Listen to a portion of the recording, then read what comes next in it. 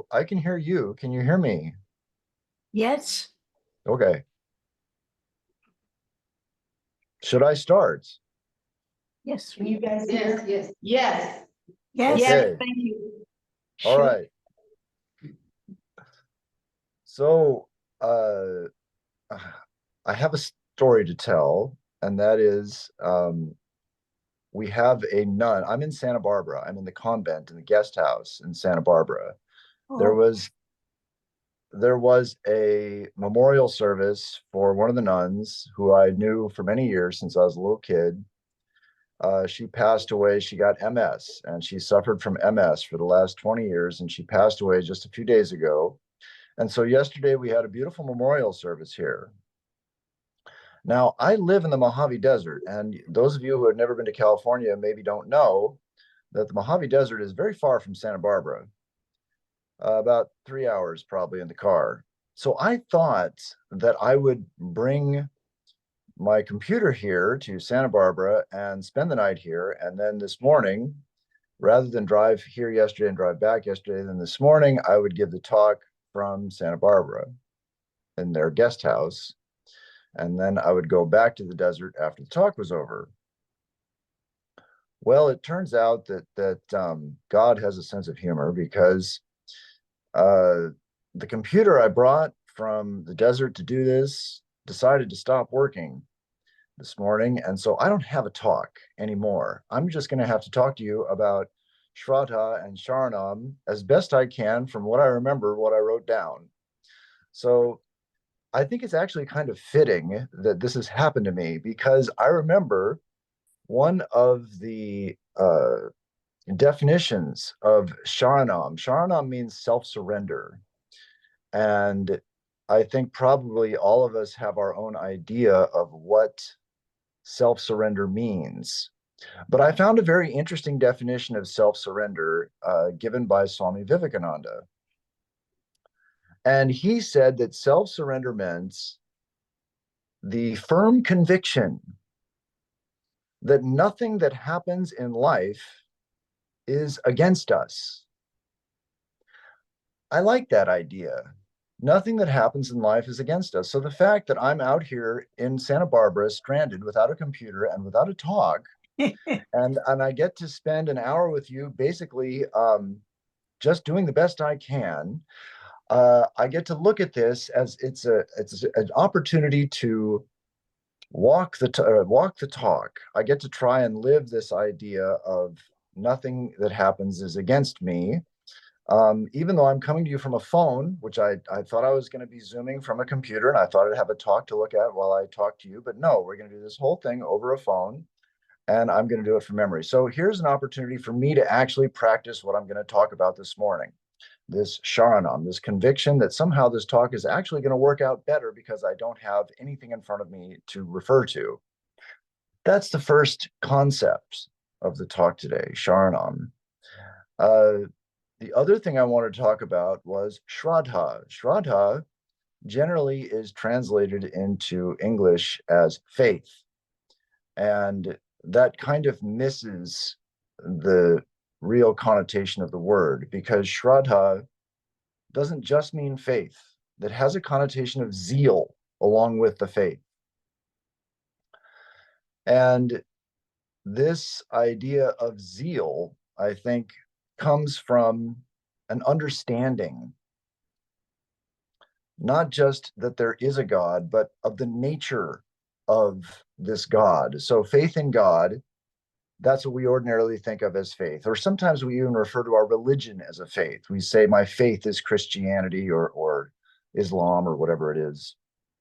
And when we use it that way, what it generally communicates is a set of beliefs that we have that we try to adhere to with varying degrees of success. And this set of beliefs that we have that we try to adhere to with varying degrees of success comes from some book, the Bible, the Quran, the Vedas, whatever. And especially in this country, that typically is what faith means. And that's not really fair to the word Shraddha. Because Shraddha implies what I said before, an understanding of the divine, the nature of the divine. So we have millions of Christians and millions of Hindus and millions of Buddhists, and their faith is this or that. But Sri Ramakrishna once said to Swami Vivekananda that not one person in 20 million has this Shraddha, this sort of zealous faith. And Swami Vivekananda, when he heard this from Sri Ramakrishna, was taken aback. And he asked, why is that? None of these people have this Shraddha. And Sri Ramakrishna said, do you suppose that if a man knew or believed that there was a mine of bliss and joy and love, a source of all happiness and fun in this universe, if such a thing existed, and a man believed this and believed that he could reach that source of joy and happiness and love and fun, wouldn't he go mad in his efforts to realize him, to find that source of joy and happiness and love? And so that is this Shraddha, this idea of faith with the consequent effort to realize God. So these are the two concepts I wanted to talk about this morning. And the reason I picked these is because it was a request sent to me over email from someone in New Jersey whom I've never met, but apparently she's looked at some talks on YouTube and asked me to talk about these subjects. Now, the connection, the reason that I think she wanted me to talk about these things, at least from what I understood from her email, and I think it's a reason that we've all had in our lives at some point or another, is she's working on a situation, which I don't know the details of, that has challenged her faith, has challenged her belief in God, has challenged her belief that God is on her side. These kinds of challenges come in so many shapes and sizes. It's difficult to really classify them. We can just have a bad day at work. A lunch break that the lunch we eat makes us nauseated, and then on the way home we get a flat tire and a few bad interactions with some coworkers, and we start to think there is no God, or if there is a God, he's not on my side. We can just have a few annoying events, coupled out with a bad headache or stomach ache or something, and we start to wonder about the universe. Or we can have something completely devastating. We could have a hurricane come blow down our house. What did I do to deserve this? Health problems we can have. And we think, why is this lingering? I've had a few bouts of COVID now, and sometimes they really linger. And sometimes these things go on for much longer. So the connection, I think, that she was asking me to make was really one of acceptance. How do I accept a situation that I cannot change and that I cannot leave? That was really the question. And it's a really good question. And I think that there are a couple of root causes to our inability to accept situations that we don't remember asking for and that we can't seem to escape from. And how do we keep our faith intact? How do we surrender to these situations? You could say, how do I get this conviction that nothing in life is against us? That's what Swami Vivekananda says self-surrender is. How can I do that when I can't really accept the situation that I'm in, my life situation? whatever it may be. I think that one of the root causes, one of the root obstacles in our ability to accept whatever life situation is presented to us that we're having difficulty with is attachments. We have an idea of a certain kind of life that we want. We want a perfect partner, spouse. We want a perfect job, a house that doesn't break down, a dog that obeys us, whatever it is we want. And we want that stability. We want that to last. And we have a certain idea of the way all these people and situations in our life should perform and behave. My spouse should behave a certain way. My children should behave a certain way. My parents should behave a certain way. The dog should behave a certain way. My boss should treat me with a certain respect. The job should have certain intellectual stimulation, financial remuneration, all that. We have all these expectations. And when they fall short, for whatever reason, spouse gets sick, boss doesn't treat me right, I get fired, we're attached to our idea of the life we should have.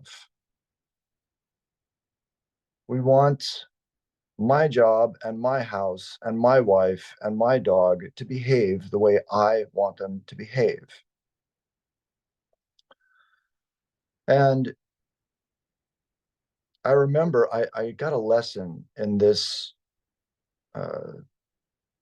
detachment from an event that happened in the monastery a long time ago, probably 20 years ago, when I was living in the monastery in Trabuco. See, I tell you frankly, I'm not a very detached person. And yet I had an experience of detachment in the monastery that was really quite remarkable. I was on puja. I was the worshiper on this particular day.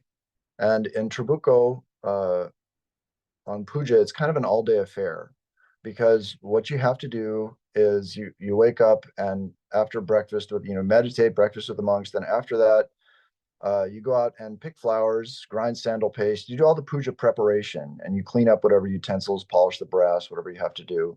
And the property is 42 acres. So walking around and picking flowers, it's a beautiful experience, but it's an all-day affair. So, and when you do that, you're not really given any other duties, although sometimes, of course, things come up. I was the treasurer, so I usually had to do something in the office. But anyway, your official duties that day are just worship. And so that was my turn on the worship.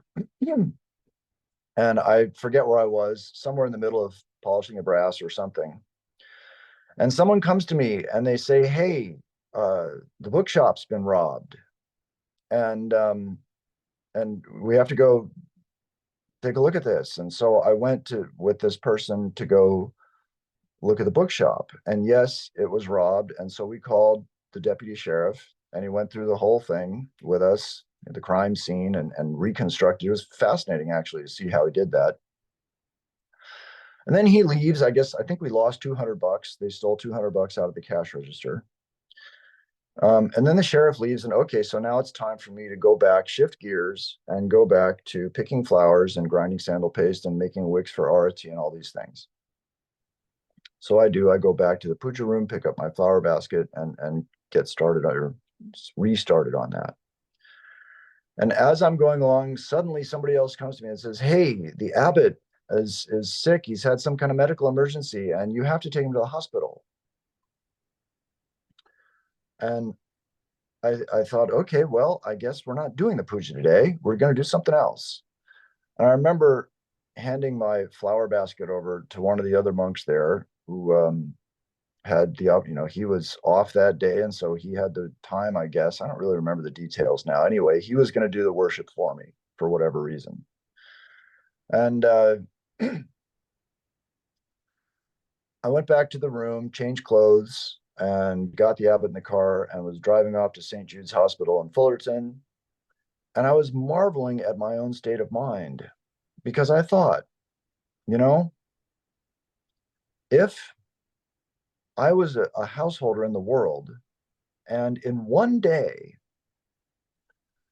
my house had been robbed, and my spouse or my son or daughter had gotten sick, and I had to miss work that day because of it. All these things happened in one day, in one morning, within like a couple hours. All this stuff happens. I would probably be on the verge of a nervous breakdown. That's what I thought. If I was in the world and all these things happened to me, I would probably be on the verge of a nervous breakdown. And instead, in the monastery, this was just another day. It was kind of an interesting day, but I wasn't upset about it. And I thought, well, how come I'm not upset about this? What's different about this situation? All these terrible things have happened to me. And ordinarily, back to Swami Vivekananda's definition, I would think all these things were against me. That's what I would think. I think that's natural. You lose you miss work because somebody has a medical emergency and your house is robbed in one day. You'd think that things were not going your way that day. And I didn't think that. Instead, I just thought it was kind of an interesting day and sort of wondered what the universe was up to. And it occurred to me after I thought about it for a while what the difference was. The difference was the bookstore wasn't mine. Yeah, they robbed the bookstore. It's not my bookstore. The $200 they took from the bookstore, not my $200. And, the puja, I like doing puja. And I got a lot of inspiration and joy out of it, but it wasn't my job. It was a job that I had along with other people. And it was my job that day, but it wasn't my job. It was a job. And I loved the abbots. I had great respect for him. I thought he was a very spiritual man, and he passed away many years ago now. And I really enjoyed his company, but he wasn't mine, like a spouse, like a husband or a wife or a son or a daughter or a parent. He wasn't my whatever, my abbot. I mean, he was my abbot, but he didn't, that sense of attachment, of belonging, I didn't have. He was the abbot's. He was everybody's abbot. And I think that detachment is what allowed me to see the situation the way I did, which is that it wasn't against me. It was just a kind of interesting day. And so I got to surrender. I got to do some Sharanam that day, and it wasn't that hard to do. But that's because the monastery has a kind of institutional detachment. You walk into the monastery, and the institution is designed to detach you in a certain way. That has some advantages and disadvantages. The householder's job clearly is much more difficult, as I thought to myself, because I know that I'm not particularly detached. And I know that if I was in the world and I had a family and a job and a house and all those things happen to me that day, that I'd be, pushing maximum blood pressure. I'd be, ready for an aneurysm. And yet I wasn't. And so in the householder life, it seems to me, we really need to cultivate this idea of detachment. We have to try and remember that, the husband, the wife, the children, they're all God's first and mine second. These all belong to God, all these people that I live with. The same thing with the job and with everything else, the dog and our health and our possessions.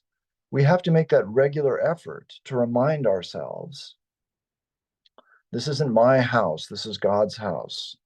These aren't my people. The Lord has put these people into my life so that I can serve them for a while. And that service to the Lord is a purification process, which is really what my life is all about. And so these kinds of reminders, I guess you could say, we have to give to ourselves in the householder life. It is more challenging in that way because in the monastery, I think it comes more naturally. On the other hand, there's a big advantage to it. And that is, you earn it. It's yours to keep. Take me out in the world, like I said, and put me in that situation. I'm probably not going to do that well. On the other hand, if you, as a householder, work on this, make this a practice, develop this detachment, you can take that with you anywhere because it is yours to keep.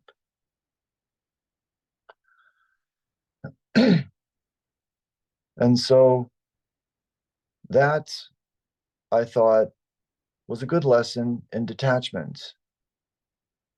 And now I'm trying to remember what I was going to say after that, because like I said in the beginning, I don't have a talk in front of me. This is all just coming from my head. So the other thing I wanted to talk about was Sharanam. No, that was Sharanam. The other thing I want to talk about was Shraddha, faith, that zealous faith. See, we can't really have that, this faith in God, if when we are faced with these challenges of life, we lose ourselves. We're so attached to these things. Naturally, when they get ripped from us, we are going to feel like the universe is not on our side. Things are against us. And when things are against us, we have a hard time believing in this all loving, all blissful God that is close to us and the source of all joy and everything else that we're looking for in this life. So that's the problem. When we've already had our loss, whatever it is, and we haven't been practicing this detachment. And now we're in a situation where we're doubting everything. What do I do now? Okay, Swami, I haven't been cultivating this attitude of detachment, and I have suffered some loss. And now, how do I pick up the pieces? Yes, something terrible like this happens, and you can see that once you've established that this is my house, these are my people, this is my job, once that mental connection has been established, then when it is broken, it is going to be very painful, and we're going to doubt all these things. We're going to think that the universe is against us, and God is not on our side, and maybe he's not a nice guy, or maybe he doesn't exist, or whatever, however we doubt these things. And so how do we pick up the pieces when that happens? What do we do? Because that's generally what we find ourselves in these situations where the attachments are unknown to us. They're subconscious. And then suddenly, when one of them is broken, then we feel the pain of it. And we wonder, well, how can I overcome this pain? And how can I heal my relationship with the divine? Because I'm doubting it right now. I think, there's no simple answer to that. I think that the best thing I could say is that patience is required. Sure, we can cry to God and pray to God, but when you're doubting God's existence, you can cry, but probably a lot of the time what you're really going to be crying about is your loss, the loss of the things and the people that you loved. That's really likely where the tears are going to be centered. So how easy is it to pray and cry when you're doubting and thinking that everything's against you? It's not that easy to do. And so this takes time to heal these kinds of things. And again, I would like to tell a story about, well, it's about my father, and how he overcame it. Probably some of you may know, I don't know, maybe nobody knows. My mom's a quadriplegic, and she was walking when I joined the monastery. And then a few years after that, she had a failed spinal stabilization surgery.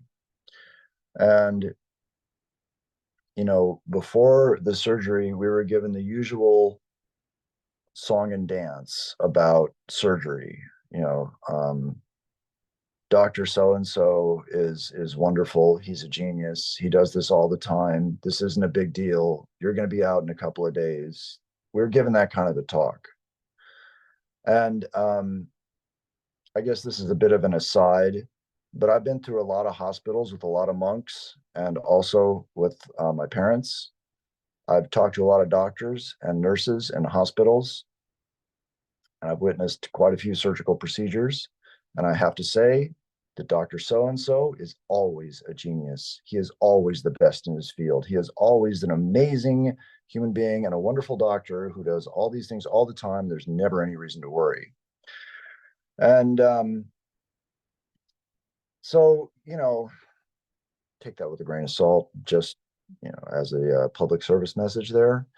I also used to teach the pre-meds at UCLA, and they're extremely competitive, almost pathologically ambitious people, very intelligent, the ones that get into med school. And that doesn't necessarily mean that they're going to be wonderful doctors. Doctors are sometimes good and sometimes bad. So go look it up for yourself. Anyway, we were given this speech, the usual speech in the hospital about how everything was going to be wonderful. And it wasn't. Instead of that happening, the doctor sliced a nerve in my mom's neck, and she was a quadriplegic after that. She spent 50 days in the ICU, another 50 days after that in a regular hospital. Actually, I guess it was a rehab hospital in Long Beach. And of course, this devastated all three of us. It was just, it's like your house blowing down in a hurricane or something. Worse, really. But I think of the three of us, really, the one who suffered the most was my father. It really kind of broke his spirits. Both my parents were devotees for many years.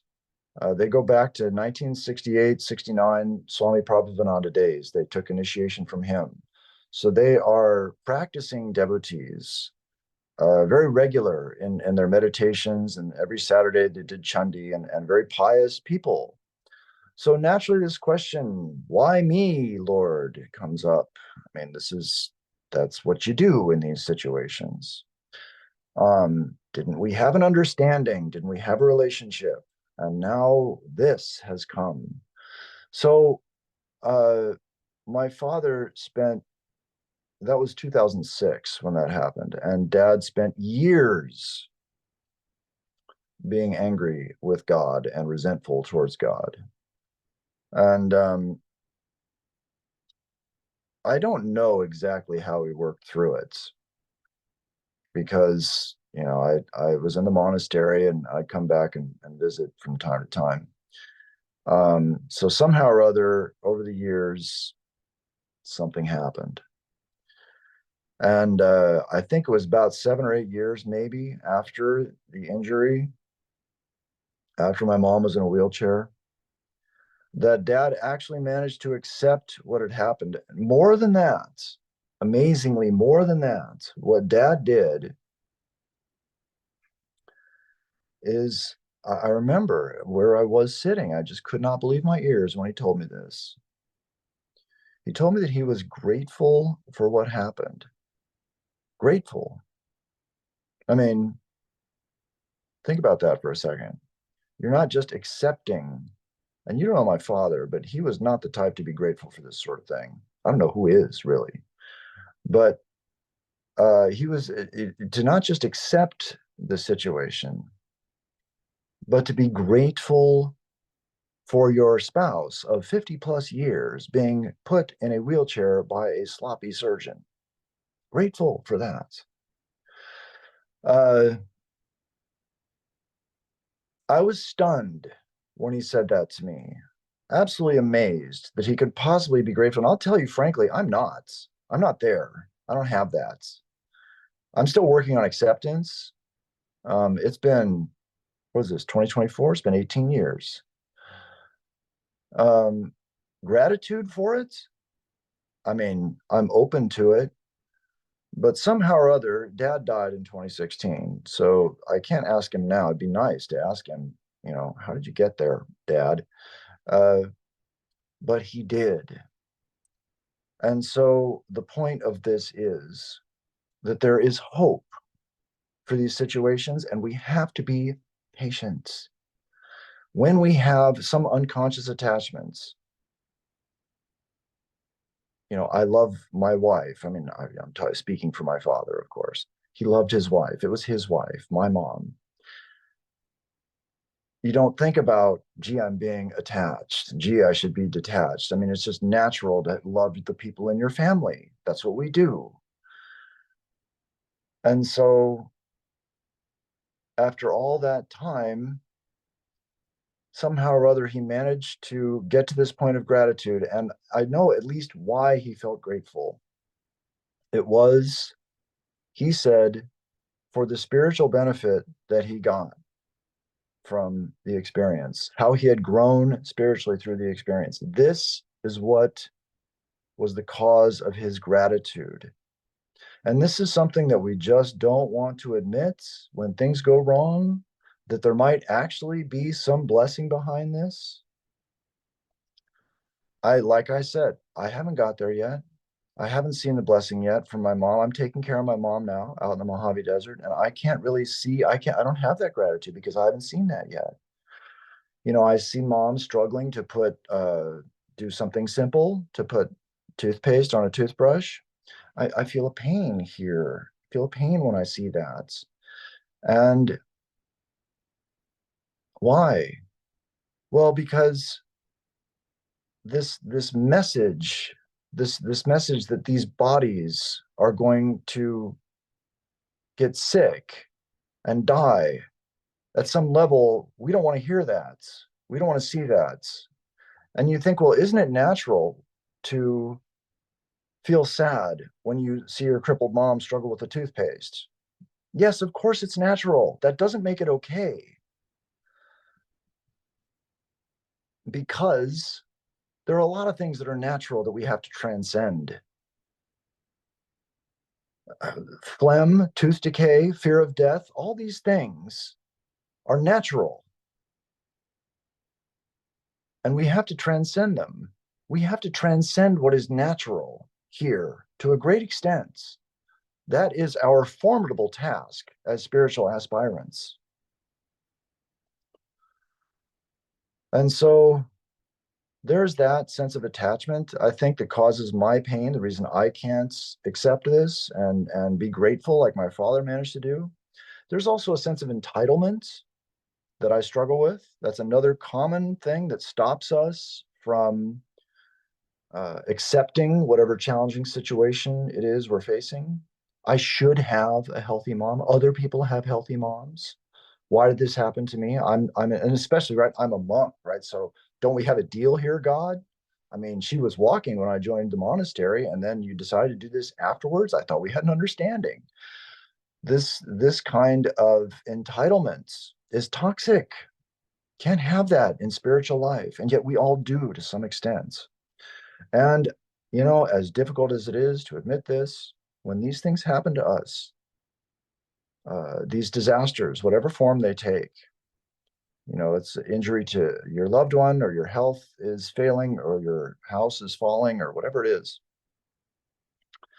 we get a much clearer picture of our attachments and our entitlements and how subject to resentment we are when they are challenged or exposed.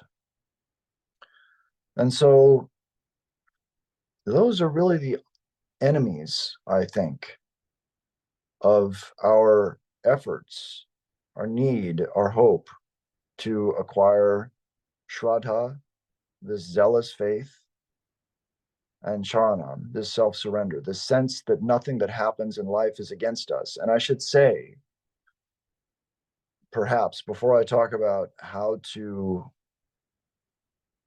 fight or overcome these three that I've mentioned and whatever else, what did I say? Attachment, resentment,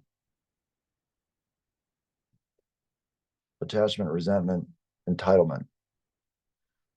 Before I talk about how to overcome those, I should say that this Sharanam that Swami Vivekananda has defined as being the conviction that nothing that happens in life is against us is the answer to all of our problems. I don't know if I made that clear in the beginning. I don't think I did. See, this is the problem when you don't have a talk in front of you and you just ad lib it.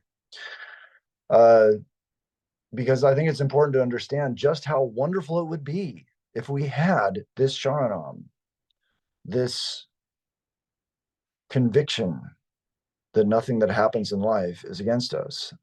I really do think that it would be the solution to all of our problems. I mean, it's actually kind of simple. Because if nothing that happens in a life is against you, then you don't have any problems. I mean, it's kind of obvious from that standpoint, just it's almost a tautology.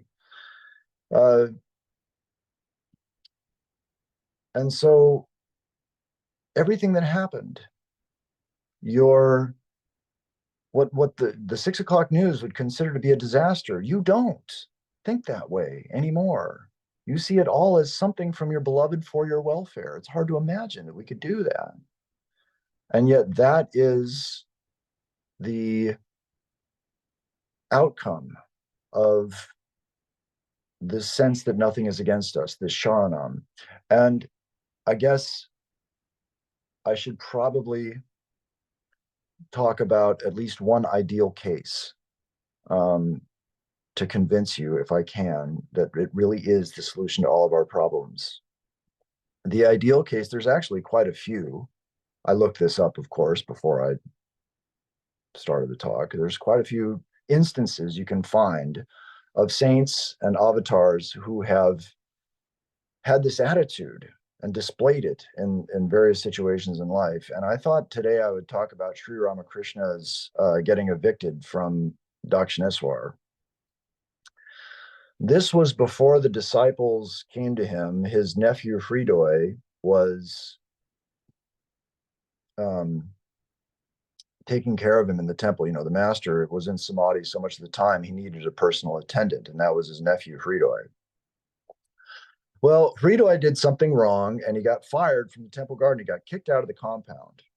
And there was some kind of miscommunication with the temple authorities, you know, the top brass. They somehow got their signals mixed, and the employee who went to do the evicting went to Sri Ramakrishna instead and said, "You got to go." And Sri Ramakrishna said, "Well, it wasn't me, it was Hridoy. I didn't do this." And the guy said, "Doesn't matter. You both have to leave." So Sri Ramakrishna doesn't protest. He just puts on his slippers and starts walking towards the gate. That's it. And then the big boss of the temple, Trilokya, he sees Sri Ramakrishna leaving and somehow figures out what's going on and runs to the master and falls at his feet and says, "Sir, why are you going? I didn't mean for you to go." And he begs him to stay. And what does Sri Ramakrishna do? Doesn't say anything. Okay, turns around, goes back to his room, takes off his slippers. That's it. Now, it may not sound that impressive, perhaps. I don't know what it sounds like. But if you think about what we would do in the comparable 21st century situation, we're in an apartment. We've been there living there for a few years. There's a wild party down the hall somebody else throws. They get evicted by the manager. And then what happens? The manager makes a mistake. He comes to our apartment, knocks on our door and says, "Get out." That wild party say, "It wasn't me. It was a guy down the hall." That's what you'd say. And the manager would say, "Doesn't matter. You got to go too. You got to leave. Get out." What would we do? Would we just go pack up the moving van? Or would we call a lawyer? I think we'd probably call a lawyer. But let's say for the sake of argument that we didn't. And we just cheerfully started packing our moving van, as unrealistic as that sounds. And then, as we're driving out the gates, the owner runs up to us and says, "Wait, wait, wait. I didn't mean for you to go. Please don't sue me for wrongful eviction. This was all a big mistake." Then what would we do? Would we just say nothing and turn the van around and unpack everything and start cooking dinner? No, we would give that owner a piece of our mind. We would say, "If you ever do this again, I'm going to sue you, into poverty," or whatever. We would give that guy what for.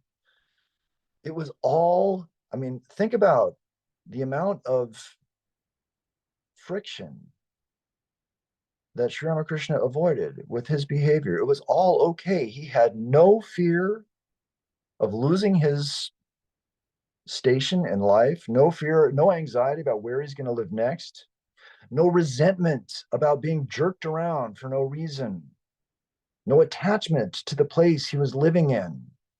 Perfectly divorced from these negative qualities. And the consequence was what? That he went through a day of tumults and what most people would consider, misery, or at least infuriating, with a smile on his face. That is the conviction that nothing that happens in life is against us. And when we really have that, conviction, that Sharanam, that nothing in life is against us, it solves everything. That is the solution to all of our problems. So back to how to overcome our obstacles to this Sharanam. I listed 3. I listed entitlement, resentment, and attachment. In my own case, with my mom, in that connection, I listed those 3 as obstacles. There are others. Negative emotions that we feel, complaining, feeling self-pity, or whatever it is that is stopping us from accepting whatever situation we are facing. So many different negative responses we can have. And I think the important thing for us as spiritual aspirants is to categorically reject these things. The problem is that when we have a situation that we're facing at work or at home or whatever that we don't like and can't accept, and it's going on for years and years, our tendency is to rationalize and justify our resentments or our self-pity or whatever it is that we are struggling with. Well, we say it's natural. Of course you feel like this or that. Like I said with my mom, it's natural to feel sorrow when you see her struggling with her condition. But see, we have to understand that the situation, whatever it is, my mom in a wheelchair, your house blowing down, getting kicked out of the Temple Garden of Dakshineswar, whatever the situation is, we have to understand that's not the enemy. That's not the problem. The problem is my response to it. The problem is not the situation, it's my resentment about the situation. The problem is not the situation, it's my attachment to the previous situation that I can't have back. It's not the situation, it's the way the situation, it's my response, my self-pity about how woe is me because of the situation. That's the problem. The situation isn't anything in and of itself. It is all about our response to the situation. But see, we forget that. What we do instead is we justify it. We justify our own negative response because the situation is so terrible. And we have friends and family that confirm, yes, indeed, this situation is so terrible and your response is justified. And we can feel very right about, we can have that righteous anger, righteous indignation, or sense of, I'm Job. It's all my, I didn't do anything wrong. I don't deserve this. We can really strengthen and justify these negative feelings. And what are we doing when we do that? When we justify our own resentment or self-pity or attachment or whatever it is that we're justifying, what we're doing is legitimizing our own misery. That's what we're doing. We're making it okay to be miserable, which is really not what we want to do. But the ego thrives on this stuff. The ego needs that sense of self as opposed to something else to exist. And so in the midst of all that self-pity and pain and attachment, there's a kind of egotistical rush that we get from this stuff that sustains it. It's subtle. And it's something that we have to make every effort to destroy because it is a source of our misery. And I think it starts in identifying the real problem. The real problem is not out there. It's not the situation. However bad the situation is, however bad everybody tells you, oh, poor you, that situation is so bad. Of course you feel like the way you feel. We have to understand that it isn't the situation. It's our response to the situation. And so I haven't really talk much about anything but spiritual practice today. I didn't talk much about theory or doctrine or any of that.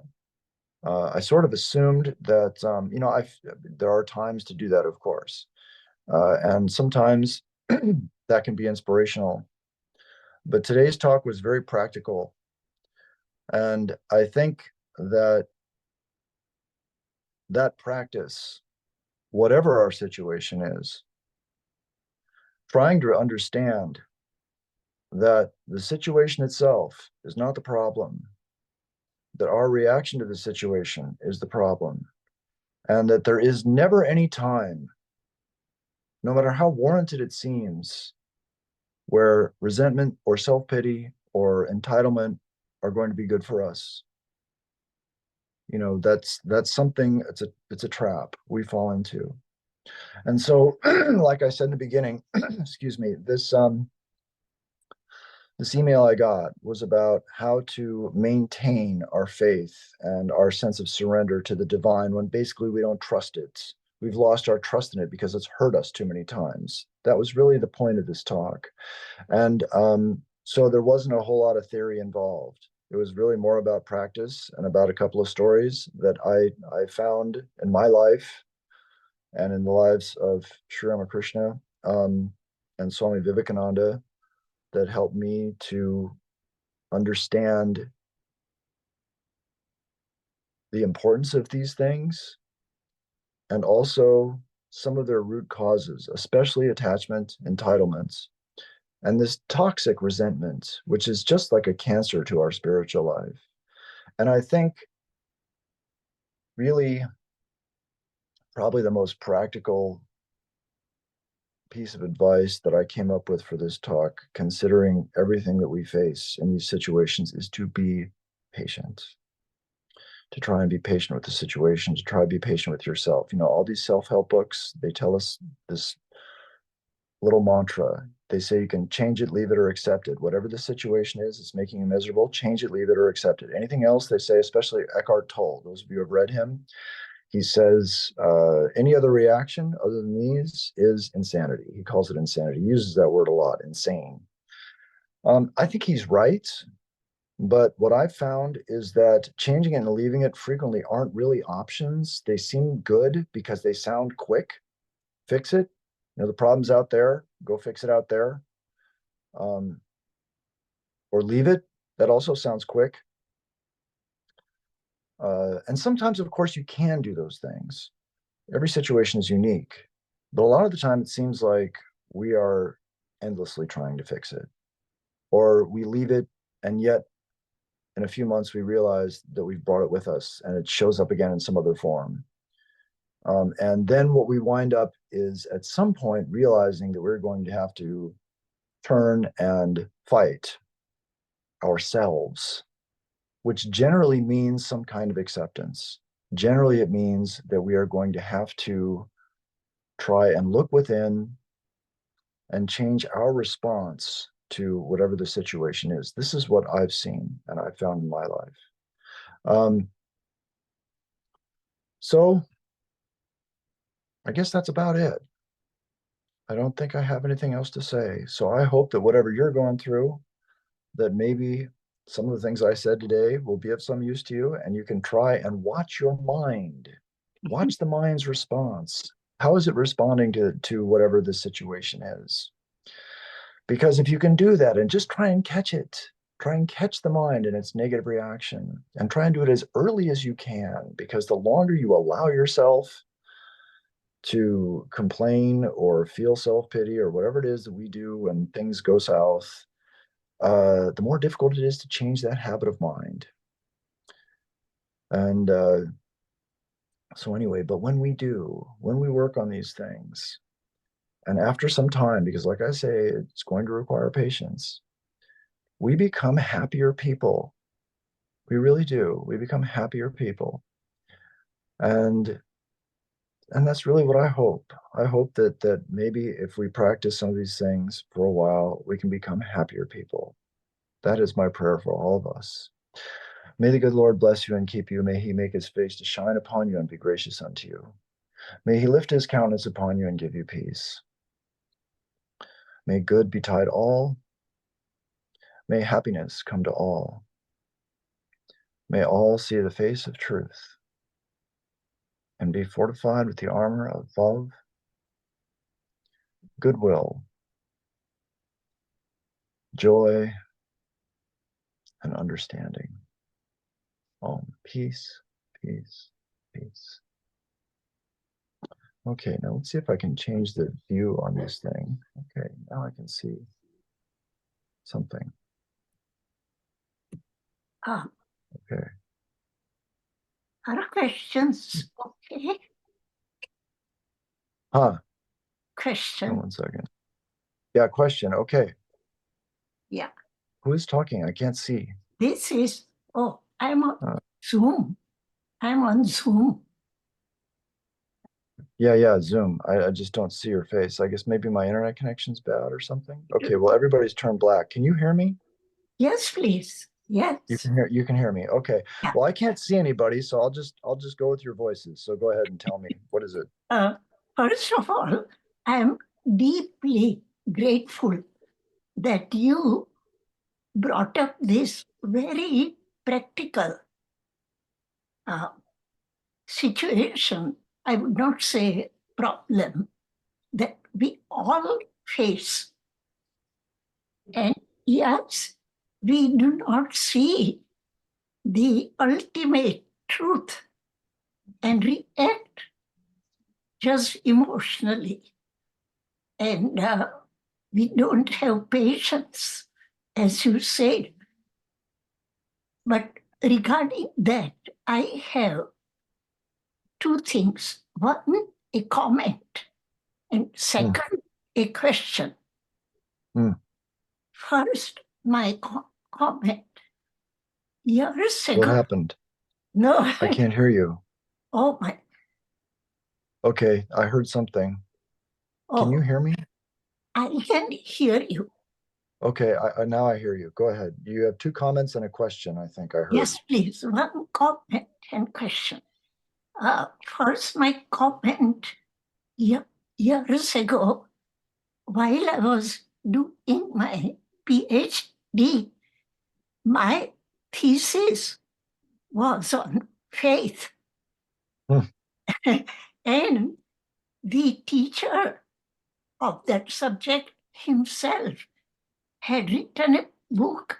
He is no more now. And that was Stages Gandhi's faith. And he explained faith as, and I am quoting him, faith, according to Dr. Fowler, is a generic and universal feature in relation to transcendence. Faith is a generic and universal feature of human living. And what he says next applies to what you are saying. It is deeper, more personal, and comprehensive than religion and belief. So that's where I connected with what you're saying, that it is not just our belief system or what we believe in or religion per se, but it is something deeper that connects us with or wants us to accept and surrender. Do you agree with that? That faith is that response that we are firmly rooted in, that God will never do anything against us. That's how I interpret what you said. Am I on the right track? Yeah, I mean, I think it's semantics, I'd say, but yeah, I mean, this idea that, I mean, you have to have faith to have this idea that nothing that happens in life is against you. That was Yes. kind of the one of the ideas I tried to communicate, that Yes, I that what Swami Vivekananda says, self-surrender, Sharanam, what he says it yeah. is this conviction, and Yes. conviction is faith, right? Yes. He says it's a conviction that nothing that happens in life is against you. So you could call that conviction of faith, and it's faith that nothing that happens in life is against you. But then he says Shraddha is faith in the divine, and the consequent effort to realize that divine. That's what he defines Shraddha, which is generally translated as faith. So, but I mean, as you pointed out, the Sharanam also requires a kind of conviction to it, that conviction that nothing that happens in life is against us. Yeah. So Right. I think, I'd say that's fair. Yeah. Yeah. And that's wonderful. Now, my second is a question. How do you differentiate between a situation where you must speak up, you must take a stand, for example, racism, until and unless Martin Luther King had not challenged that, or Mahatma Gandhi had not opposed the British, perhaps Britishers might not have left so soon.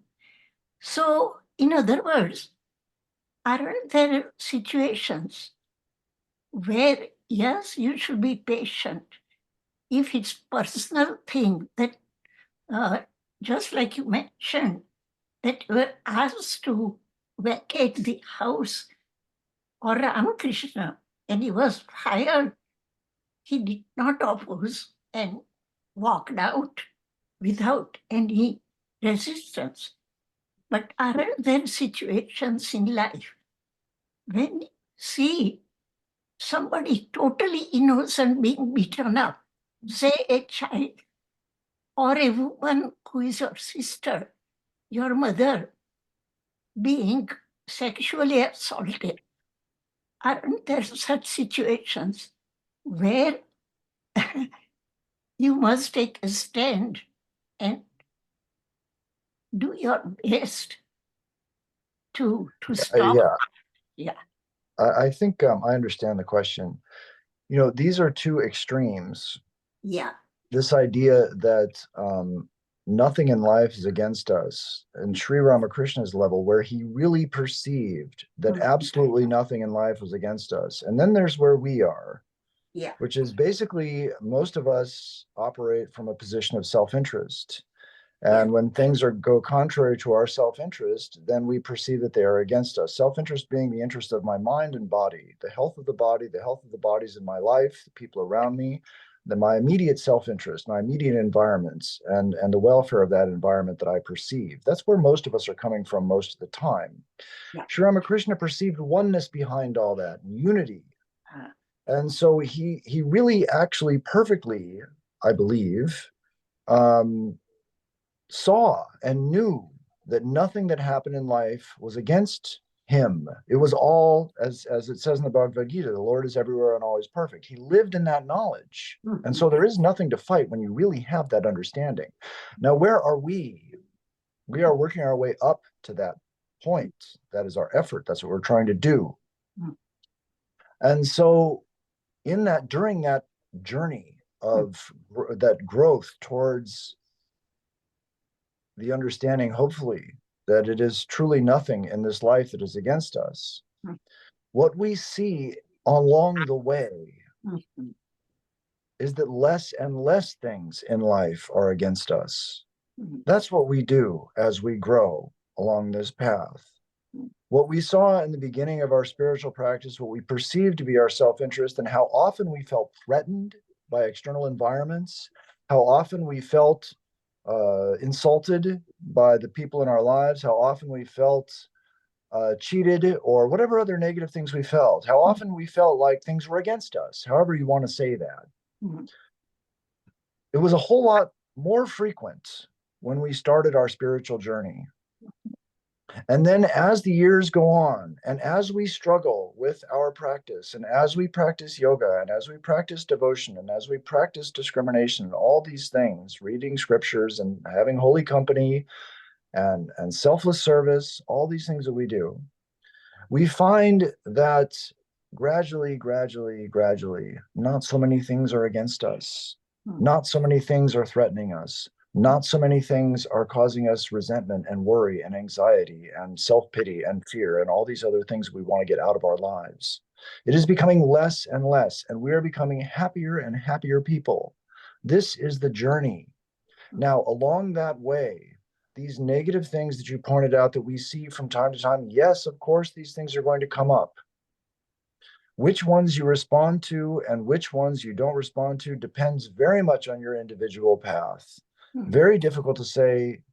It was okay, it was Gandhi's job to battle the British. Was it my job? Was it your job? I don't know. Our jobs and our paths to the divine are all unique. As Swami Vivekananda said, each one of us is a sect unto ourselves.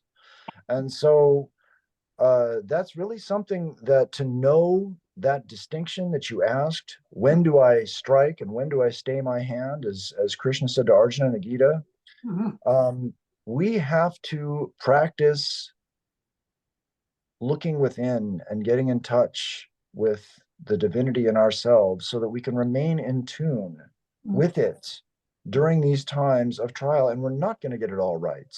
There are going to be times when we're going to make a mistake. Yeah. And Swami Vivekananda also says, he welcomes his mistakes. He says, I'm glad I made so many mistakes. I don't know what mistakes he made. They didn't seem like he made many mistakes to me, but that's what he said. He said, I'm glad I've lived so long. I'm glad I've made so many mistakes. That was his position. And so why? Because they made him what they are, and they make us what we are. We are doing the best we can, and we're going to make a mistake every once in a while, and that is part of the journey. So I think as long as we have that intention, as long as we have that higher end in view, and we follow our best judgment, and then afterwards we surrender what we did or didn't do. Lord, I failed to act, or I was too rash in the situation, whatever, side we err on. The classic example of this is Sri Ramakrishna and Swami Yogananda and Swami Niranjanananda. I don't know if you know this story. Yes. But you do know the story. Okay, so they're both on the boat. They're both in the same situation. They both are being, their guru is being castigated in front of them. And each one goes to Sri Ramakrishna after, on the boat, Yogananda, the timid one, doesn't fight back. All these people say terrible things about Sri Ramakrishna, and Yogananda says, well, what do they know? They're all ignorant. Who cares what these people think? And he goes to Dakshineswar, and Sri Ramakrishna scolds him and says, what do you mean? These people, they slandered your guru, and you didn't do anything about it. He says, don't you know the scriptures say you should cut off the head of the person who slanders your guru? And then his other disciple, this big, strong guy, Niranjanananda, who is very hot-headed and powerfully built and all that, strong physically and mentally. Same thing happens on the boat. A bunch of people start slandering Sri Ramakrishna, and he starts to rock, he starts fighting them and shouting, and he starts to rock the boats. He's going to drown them all. He's so furious with what they're saying. And then they get scared and they calm down, and he shuts them up. And after it's over, he goes to Dakshineswar and tells Sri Ramakrishna what happened. And Sri Ramakrishna says, what are you doing? What do you care what those people think? He says, did you consider the boatman, the pilot of the craft? What did he say against me? You're going to drown him. What did he have to do with any of that? And he says, in a fit of anger, you were about to kill these people that did nothing to you. And, don't be so attached to people's opinions. Anyway, they got completely different teachings is the point. So you can't say that the situation demanded a particular kind of behavior. You can't say that. That is not the teaching.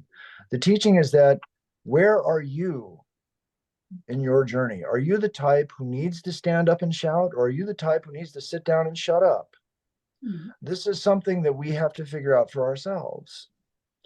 But that's part of the journey. And at some point, hopefully, ideally, we are trying to get to where Sri Ramakrishna was, where we see the divine behind all of it. And none of it is against us. We actually perceive that. And as I said in the beginning, when we actually perceive that, yes, all of the problems of our life are solved. But that's obviously a very lofty state. Yeah. It's obviously a very lofty state, and there's probably a long way for us to get there. And in the meantime, we're going to have to make some decisions, and it's going to depend on our own nature, who we are, and how we perceive ourselves in our environment determines how we're going to grow. So yeah, I think that's really the key, is that the situation itself, it's not really about the situation itself. It's really about us and what we need to do to learn. I mean, that's what these situations are given to us for ultimately, right? I mean, if we believe there's a loving God who's putting us in these challenging situations, it's for our education and welfare. And so, what benefits one person doesn't benefit another in any given situation. Thank That you. was a very long answer to your question. Oh, perfectly satisfied. Thank you. Okay, very good. Is there anybody else? There's somebody with a hand up. Okay, go ahead. Yes, that's me. Yeah, I'm Gaurav. I'm in the Atlanta area. It's so nice listening to you, Swamiji. My question is somewhat similar to Umaji's. The question is basically like, even we would not be having Kurukshetra and Mahabharata if Arjuna didn't want to fight, because he didn't want to kill his cousins and not. But I think the key takeaway is that you got to be selfless and you got to trust God. And wherever it takes you is where you go. So his job was to actually engage them. So I think I got my answer from you. So just trying to confirm, is that right? Whatever I'm thinking. Well, what did Krishna say to Arjuna? He said, strike, stay your hand, no matter. Know by me that these are all slain already. Right? Yeah. And even, what was it? Swami Vivekananda said to Sri Ramakrishna, he says, I'm not going to teach. And Sri Ramakrishna said, your very bones will do it. Yes. So we have this idea that, Got to we're lose going your to make a ego, sort of. decision. Yes. Huh? I'm sorry, go Got ahead. to have to lose the ego that Right. I am the doer. No, you're not. So Right. That is the point. That is the point. But in the meantime, what is this? Because that's a very tricky question, right? So in the meantime, what is Sri Ramakrishna's prescription? Very, very practical prescription he gives. He says, what you should do is act as if you were the doer, knowing very well that God is the doer. That's what he tells us to do. Act as if you were the doer, if knowing you're the that doer, God is the doer. Because we have that sense of agency. We have that sense of personal responsibility. We can't really just ditch it. It sounds great. Yeah, just stop being the doer. Well, how do you do that? So in for people like us who are conscious of agency, Sri Ramakrishna gives this wonderful spiritual practice, which is act as though you were the doer, but remember that God is really the doer. And so I think that's probably the resolution I would, that's how I've kind of resolved that one for myself. And, like the rest of it, it's a practice. That's an attitude that you take with you in situations that are doubtful, and you do the best you can. And after they're over, you acknowledge, Lord, I did, or I didn't do, or I should have done, and it's all yours. And that's the karma yoga path. Yeah. thank you. That was it. Thank you. Okay. All right. Anybody else? Does anyone in the room in the chapel have questions? Anybody else? Yeah. I guess question. You have a question? I'm just turning on, and can you make sure not to touch the thing at the top? Keep it close to you, but don't touch the top. Thank you. Swamiji, this is Shekhar. Can you Okay, I say can't. that you are Can't so do effectively. because the speaker is there.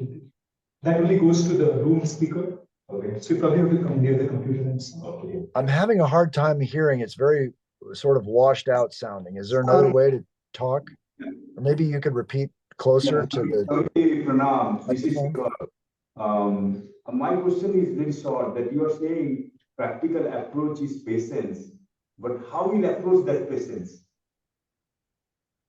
Are you Okay, getting the my practical, I couldn't quite hear the practical something was. Solution here is a practical approach is patience. You have to have patience and practice. But how you approach that patience in that type of terrible situations is somebody facing? How you approach that patience? Acquire. You're saying the word is acquire. How do you acquire that patience? Is that what you're saying? Can you repeat it? Is that the question? Yes, that's the question. Okay. Yeah, that reminds me of something I meant to say today. I'm glad you asked that question. It's a good one. There's a line in The Imitation of Christ. I don't know if you know this book, but it was something that Swami Vivekananda, when he renounced the world, he took 2 books with him. One was the Bhagavad Gita, the other was The Imitation of Christ. It's a wonderful book. He was so happy with it that he actually started translating it into Bengali, because he liked it so much. And it really is, at least the first 3/4 of it. The last part's kind of for Catholics a little bit, but the first 3 books, the first 3 parts, you could say, of The Imitation of Christ are just wonderful instructions for a devotee. A lot of it is framed in a kind of conversation between the devotee and God. And one of the things that God says to the devotee it was apropos to today's talk, where he says, after the storm, that is, after disaster has struck and you are trying to accept the situation,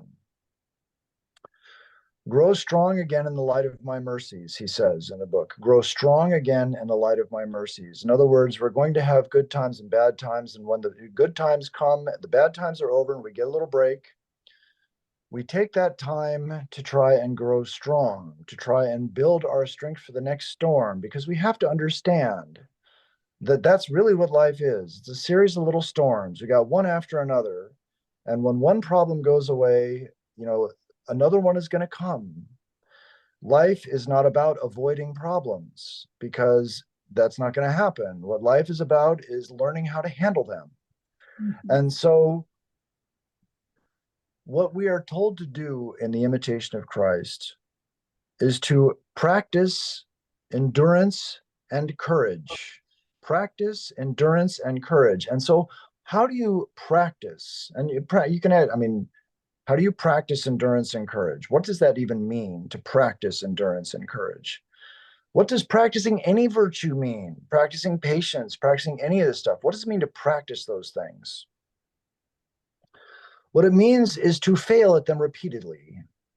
It means to become impatient again and again, lose your patience, and then try and regain it. To become fearful and then try and regain your courage. To try to lose your breath and then regain your endurance. Whatever virtue it is that you are trying to practice, that practice entails failing at that virtue repeatedly. And so whatever it is we're trying to do, we're trying to control our anger, we're trying to control our desire, we're trying to control our impatience. We practice, we try to be patient, we fail, we acknowledge our failure to our chosen ideal, to the Lord. This is a very dualistic day today we're having. So we acknowledge our shortcoming and we pick ourselves up and try it again. That's what we do with everything, every single thing. Practice means failing and getting back up, failing and getting back up, failing and getting back up. And what happens when we fail and get back up? By necessity, by design, what happens is the very virtue, patience, is required to get back up. The very virtue, courage, is required to get back up. Endurance is required to get back up. Every single time we fall down and get back up, we are adding a little bit of that virtue to our stock. Can you see that? Logically, it makes sense. Every time you get up, you are required to manifest the very virtue that you have just fallen away from. Does that make sense? Yes. Yes. And so whatever it is we're trying to practice, doesn't really matter. Once we have fallen off, the natural tendency is to say, oh man, I'll never be any good at this. I'm so impatient. I'm such a terrible person, or whatever it is that we say to ourselves. Not helpful. Not helpful. What is helpful is to get back up and try again. Because as I say, I'll say it one more time, the very quality that we are trying to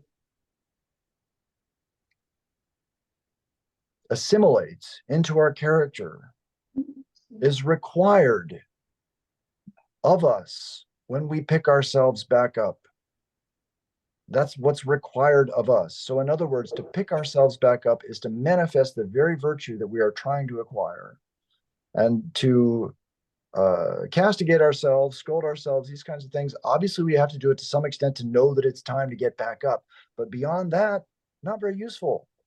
I mean, talking about how terrible it was that you failed isn't really helpful. I mean, you have to acknowledge the failure and then get back up, but then it's time to get back up. But anyway, so that is the how I would say how to acquire this virtue, or any virtue, is to be aware that you are going to fail multiple times and you're going to get back up multiple times. I don't see that's the only practice. Prayer, of course, and all the yogas that we practice. But when you have that specific, I'm going to acquire this particular virtue, or I have this particular character defect, that's what we need to do, is just try repeatedly. And think of what a character building experience that is. To actually be able to fail at something repeatedly is no joke. It's not that easy to do. I mean, you think about it from a certain standpoint, that's what we do in the shrine. We go to the shrine, we meditate, and we try and concentrate our mind, and we fail just about every second. Every second, the mind, or maybe get a few seconds of concentration. But I mean, you don't get a minute. If you get a minute, you're going to have a deep experience. They say yoga, I mean, samadhi's a half an hour. That's what they say in Patanjali's yoga aphorisms, right? And so from that standpoint, what we're doing when we sit in the shrine to try and concentrate our mind on the chosen ideal, we are failing every second. Just about, maybe every 3 or 4 seconds, something comes up and distracts us.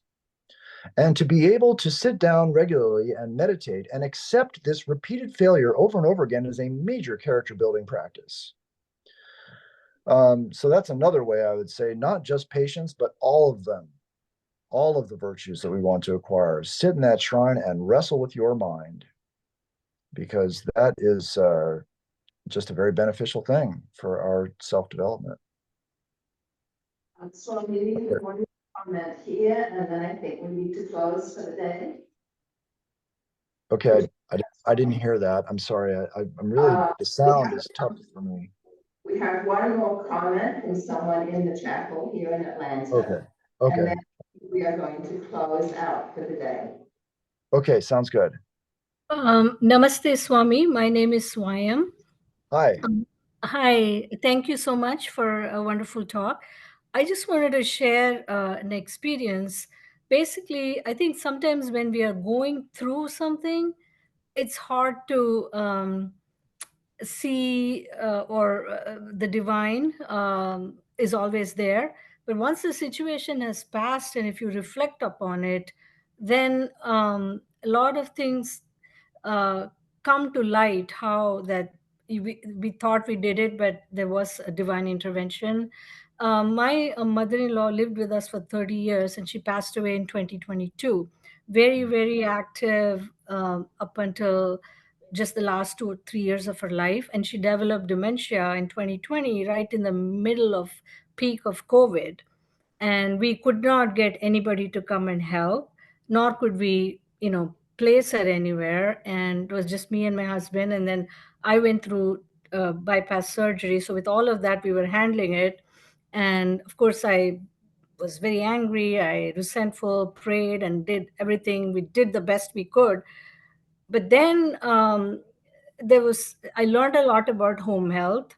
Uh, Out of the blue, a lady showed up that kind of knew her from the same, state where she comes from, was able to sit with her. We were able to make an arrangement. We got this wonderful home health agency with a chaplain who also knew Indian culture.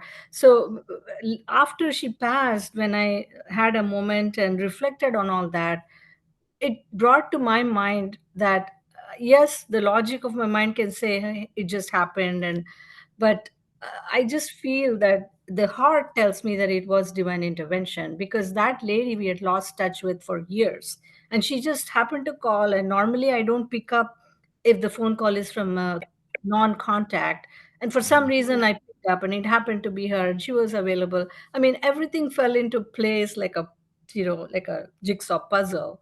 And it's nothing but I did do a lot of praying, and I think I have to think that the prayers were answered. And so now, if I go through the situation, it helps me to remember that I thought I was doing everything, but there was a divine power that was definitely giving me the challenge to maybe make me learn something, but also getting me out of it. Yeah, that sounds like a beautiful story. And I think that, it's one of the lessons that Sri Krishna gives us in the Gita, uh, because we forget the lesson of experience. We do that again and again. You have the lesson of experience fresh in your mind. You prayed, and eventually you got a response to your prayer. And now you try hard to hold that lesson of experience in the mind, because somehow, as time goes by, we forget these lessons of experience, and the next situation comes and we get irritated again. That, I think, is Maya. But that's one of the great advantages of regular practice, because if we can practice regularly and keep these ideas and these experiences fresh in our mind, then we build up our strength for the next whatever it is, because there will be another one. And so anyway, that's very beautiful that you got some response to your prayers. Hold on to it. Hold on to that knowledge. The next time it comes, remember, oh yeah, the last time it worked out well and I prayed and it was okay, and maybe it will be this time too. Maybe God hasn't forsaken me. Surprisingly easy to forget that, but I'm glad that you had that experience. Thanks for sharing that. Thank you. Okay. Thank all the people on Zoom. Now we have just one more person with a comment here in the chapel, and then we're going to need to close out for the day. Did you hear that, Swami? Okay, so there's one more. Is that what I heard? Two sentences. So I just wrote a book on childhood hunger around the world, and particularly in India, and it totally spoke to me what you said, because the basic idea is that too much like getting stuck in the problem, or too much compassion in a way, can drag you down. So the whole premise of my book was mixing, which Hinduism does so well, is mixing joy with humanitarianism, joy with service, joy with giving to the people who are really suffering in the world, and not really getting dragged into that suffering, but just giving joyfully, Okay. That sounds good. I like that. I thought it would be fast, so. Okay. All right, so Swami, this is Jillian. I remember you from I was Swami Yogeshananda's friend at the Trabuco Monastery. So I want to thank you so much, and I don't think we introduced you to everybody. Swami Arupeshananda, sorry. Very good. In California. He is now in a small center in Pinon Hills, but for many years he was the manager of the Trabuco Monastery, where our founder, Swami Yogeshananda, went in his retirement. And so we want to thank you so much, Swami, for spending this time with us today, and hope one day that you can come visit us here. That sounds great. Yeah, that sounds great. I enjoyed it your- very much. And I hope next time my computer's working so we have better sound and I can see you all better, because this is a tiny little screen and I can hardly hear you. But anyway, I still enjoyed seeing you all. Thank you all for coming, and God willing, we'll do it again. Thank you, Swami. Okay. Thank you, Swami. Okay, Jai Ma. Bye-bye. Before everybody leaves here, I just want to announce that next weekend we have Swami Atmayana